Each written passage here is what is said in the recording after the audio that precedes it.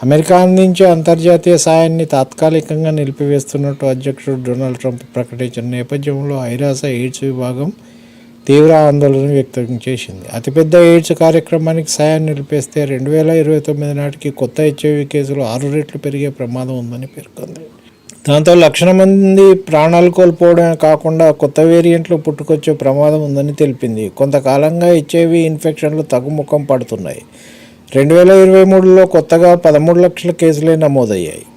1995లో గరిష్ట స్థాయితో పోల్చుకుంటే 60% తగ్గాయి. కానీ అంతర్జాతీయ సాయంపై అమెరికా అధ్యక్షుడు ట్రంప్ ఇటీవల తీసుకున్న నిర్ణయంతో ఇప్పటివరకు వచ్చిన ఫలితాలు వృధా అయ్యే అవకాశం ఉంది. 2029 నాటికి కొత్తగా 87 లక్షల మంది హెచ్ఐవి ఇన్ఫెక్షన్ బారిన పడవచ్చు.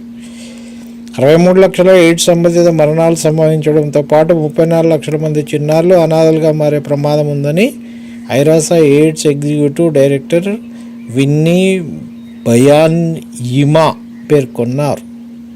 చూడండి సంగతి.